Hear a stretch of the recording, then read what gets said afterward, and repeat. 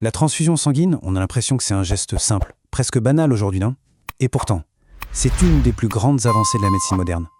Derrière ce qui a l'air si simple, il y a en fait un monde de complexité, un processus qui est juste vital. Bon, pour commencer, la base de la base. C'est quoi une transfusion? Eh bien, c'est simplement l'infusion de sang ou de ses composants pour pallier un manque chez un patient. Dit comme ça a l'air simple, hein. Mais en réalité, cette définition, c'est juste la partie visible de l'iceberg. Parce que, soyons clairs, c'est bien plus qu'une simple poche de sang qu'on branche. Qu'est-ce qui se cache vraiment derrière ce processus qui sauve des vies tous les jours? Et surtout, comment on s'assure que c'est sûr à 100%? Allez, c'est ce qu'on va décortiquer ensemble. Alors, pour bien comprendre, il faut voir la banque de sang non pas comme un grand frigo, mais plutôt comme une boîte à outils hyper spécialisée, une sorte de kit de réparation sur mesure pour le corps humain, où chaque outil, chaque composant a un rôle bien précis. Et la première chose à savoir, c'est qu'il n'y a pas juste le sang. En gros, il y a deux grandes catégories. D'un côté, le sang frais. On le prélève avec un anticoagulant, ce qui fait qu'il est super riche en plaquettes, mais il a une durée de vie très courte. Il faut l'utiliser quasi immédiatement. De l'autre côté, on a le sang conservé. Lui, il est dans une solution spéciale qui permet de le garder 15-20 jours au frais.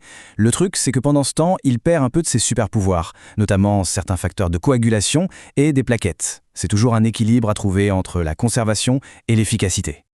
Et c'est là que ça devient vraiment malin. En fait, on transfuse très rarement du sang total. C'est beaucoup plus fin que fa. On va vraiment cibler le problème. Le patient manque de globules rouges, hop, on lui donne des culots globulaires. Il a un problème de coagulation, on envoie les concentrés plaquettaires. Et pour les grands brûlés, par exemple, on peut utiliser de l'albumine, une protéine super importante. Chaque produit a sa mission. C'est de la véritable chirurgie de précision.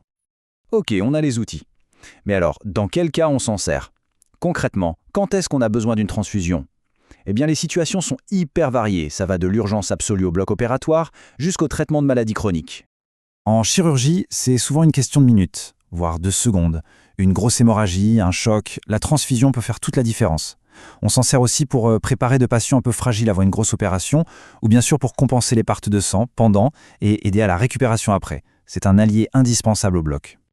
Mais attention, la transfusion, ce n'est pas que pour les chirurgiens. En médecine générale, c'est un outil essentiel. On l'utilise pour des anémies très sévères, quand la moelle osseuse ne fait plus son travail, par exemple. Ça peut aussi servir à contrer les effets de certains médicaments, comme les anticoagulants, ou à gérer des maladies génétiques, comme l'hémophilie. C'est vraiment un traitement de fond dans beaucoup de cas. Et on arrive maintenant au moment crucial, le point névralgique de tout le processus, la sécurité. Là, on ne rigole plus du tout. C'est une série de vérifications hyper méticuleuses, une sorte de checklist où rien, absolument rien ne peut être ignoré. Chaque étape est une barrière de sécurité. Imaginez cette chaîne de sécurité. D'abord, on examine la poche elle-même. Est-ce qu'elle est en parfait état? La date de péremption est bonne? Ok. Ensuite, deuxième étape, l'identité du patient. On vérifie et revérifie que c'est bien la bonne personne. Troisième barrière, la compatibilité. On compare la carte de groupe sanguin du patient avec l'étiquette sur la poche. Et enfin, le dernier rempart, la vérification ultime, un test final fait directement au chevet du patient juste avant de commencer. C'est impossible de faire plus sûr. Et il y a cette règle écrite en lettres capitales dans tous les manuels, ne jamais utiliser un produit sortant directement du réfrigérateur. Ce n'est pas pour rien. Le sang froid, ça peut provoquer un choc thermique pour les veines. Il faut le laisser revenir à température ambiante. Un petit détail qui, en réalité, est hyper important. Et juste dans la même veine, une autre règle d'or non négociable. On n'ajoute jamais rien dans la poche de sang. Aucun autre médicament.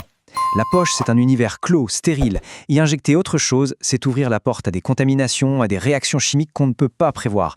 L'intégrité du produit, c'est sacré. Même le début de la transfusion est millimétré. On commence tout doucement, avec un débit de 60 gouttes par minute. Pour se donner une idée, c'est à peu près une goutte chaque seconde. Et pendant les 50 premiers millilitres, la tension est à son maximum. C'est vraiment la période critique où on peut déceler le moindre problème. Alors oui, les protocoles sont ultra stricts, mais le risque zéro n'existe pas. C'est pour ça que la vigilance est constante. Il ne s'agit pas de s'alarmer, mais de savoir reconnaître les signes qui pourraient indiquer une complication, même si c'est très rare. Le risque numéro 1, le plus redouté, c'est la réaction d'incompatibilité. C'est quand les groupes sanguins ne correspondent pas. C'est exactement pour éviter ça que toute la checklist de sécurité existe. Les signes d'alerte, une sensation de malaise intense, une douleur dans le bas du dos, si ça arrive, on arrête tout immédiatement. Deuxième risque possible, la contamination par une bactérie. Là, les signes sont assez clairs. Une très forte fièvre qui monte d'un coup, des frissons. Ça nous rappelle à quel point il est crucial de bien inspecter la poche et de respecter la chaîne du froid. Le troisième risque, c'est ce qu'on appelle la surcharge circulatoire. En gros, c'est quand on transfuse trop de sang, trop vite, surtout chez les personnes plus fragiles, comme les enfants ou les personnes âgées. C'est un peu comme essayer de trop remplir un ballon trop vite. Le système ne suit pas. D'où l'importance de contrôler le débit très précisément. Et enfin, il y a les réactions allergiques. Ça peut arriver. Le corps réagit à des protéines présentes dans le sang du donneur. Le plus souvent, c'est juste de l'urticaire, ça se gère assez bien, mais si c'est plus sérieux, bien sûr, on arrête la transfusion et on traite. Bien sûr, on pense tout de suite aux maladies transmissibles, c'est une préoccupation majeure.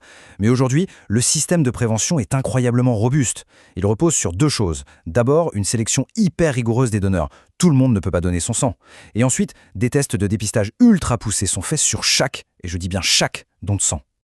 Quand on y pense, toute cette chorégraphie hyper complexe, ce mélange de science, de logistique et de sécurité, ça se joue tous les jours, dans des milliers d'hôpitaux. Au final, derrière la technique, ce processus nous parle de quelque chose de plus profond, de la générosité d'un donneur anonyme, de la précision des équipes médicales et surtout de la confiance. Cette confiance collective, c'est peut-être ça, le vrai cœur battant de notre médecine moderne.